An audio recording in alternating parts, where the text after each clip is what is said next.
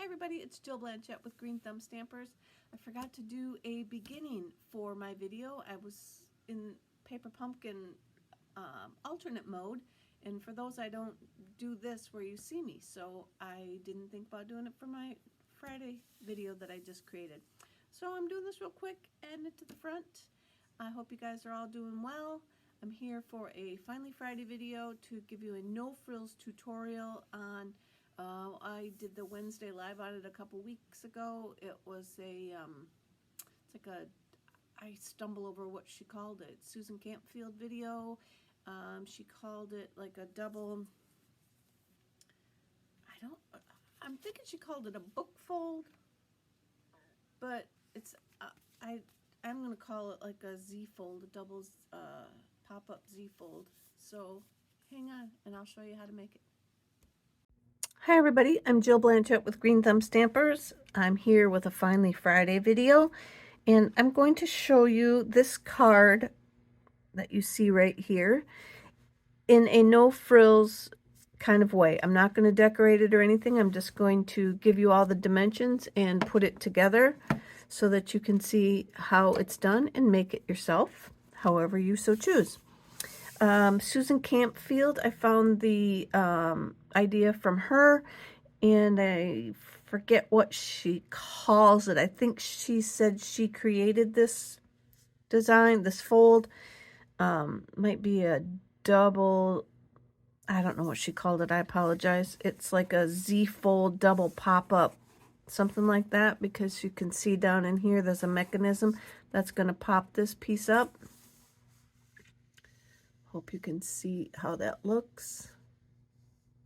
And I'm going to show you how to put it together. Okay.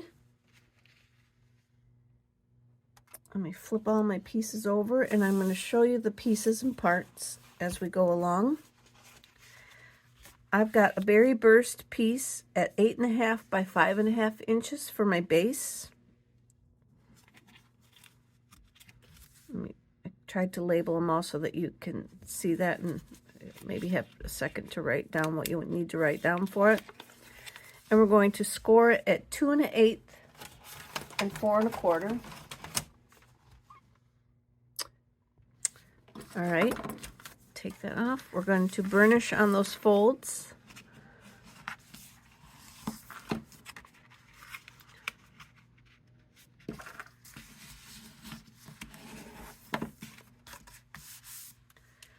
I have a designer series paper from the Masterfully Made pack. Looks like I cut this one down on the 8th, but I put 4 inches by 5 1/4 inches. But this one is probably 4 1/8 by 5 3/8. Go ahead and glue that down.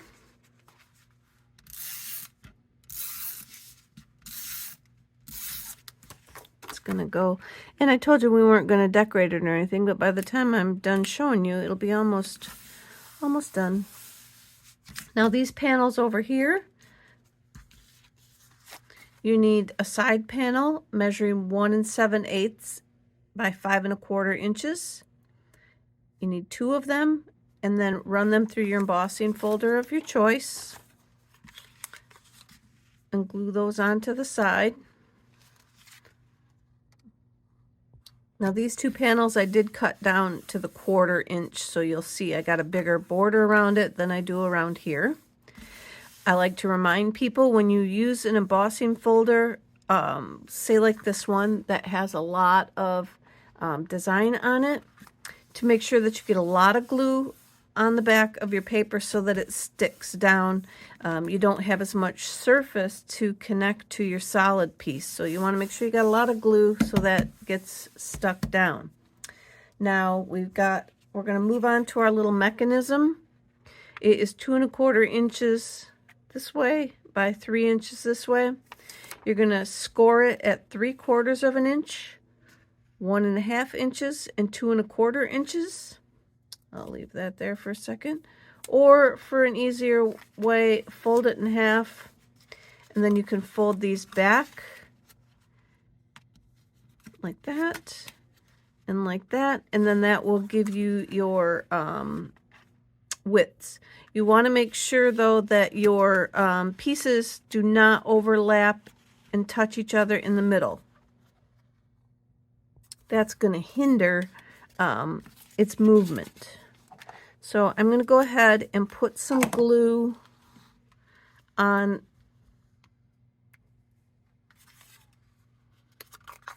If you're going to use tape or the glue, just try and keep it toward the outside of your fold. You don't need too much.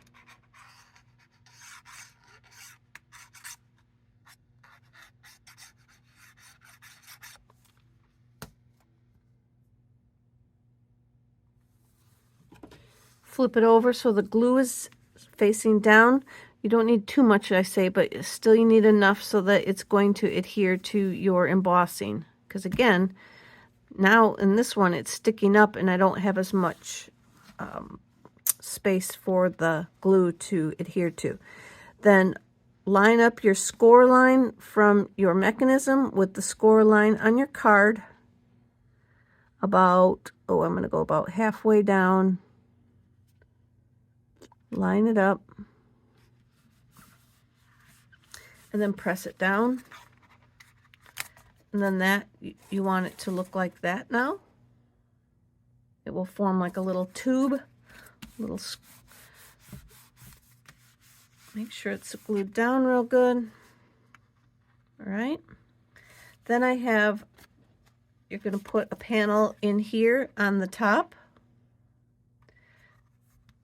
So close it down. What I've said is it's 3 1/4 inches by 4 3/4 inches. Then I cut the edge with the border die. But if you're not going to cut the edge off, you might cut your piece down to 3 inches.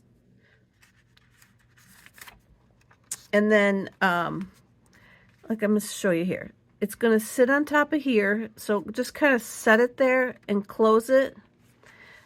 And that'll give you a feel for how close it's going to be to the edge, how much space you got to show, you know, so you, in this particular one, I could probably even cut it a little bit shorter so that it doesn't stick out this way quite as much, which I think I'm going to do.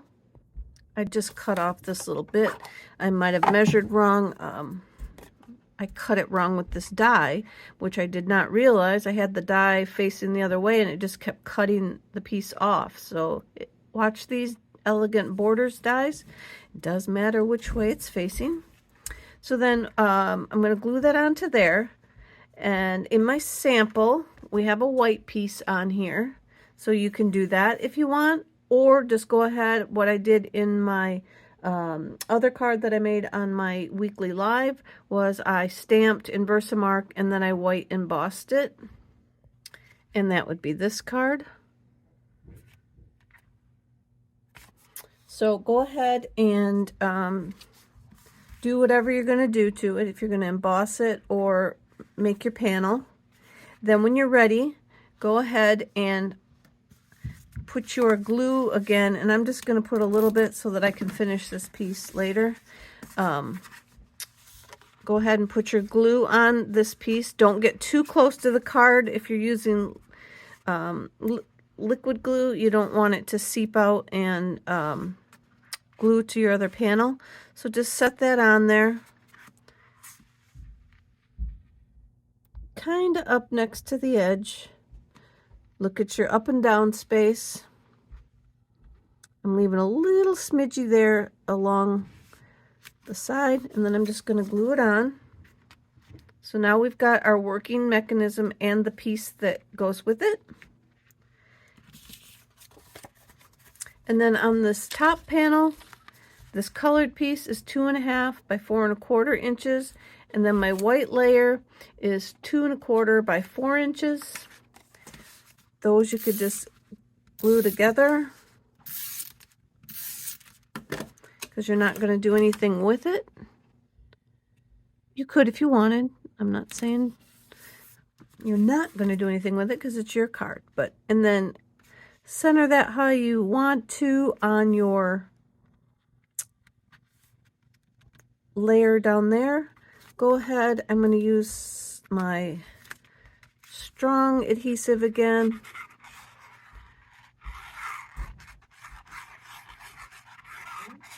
Tear tape would work good for this part. Just something that's got a good, strong hold to get on over these embossed bumps. And we're going to move that, center that on there, pull that out a little bit. And then make sure we stick that down real good. Get that glue smushing all around in there. And then go ahead and, well, you may glue this on after you get this part on. That's up to you. I put my leaf and picture on after I put that on there. And then even after that, thought was another little word down there on the bottom. But there you go, guys. Here is your no frills tutorial for our, I'm going to call it a Z-fold double panel pop-up. I don't really know. Sorry. We'll just call it a Z-fold, fun fold. I don't care what you call it. Just give it a try. If you make it, feel free to post your creations on my public Creativity in Bloom, my Green Thumb Stampers Creativity in Bloom Facebook page. And there you go. I'll be back. Have a great weekend.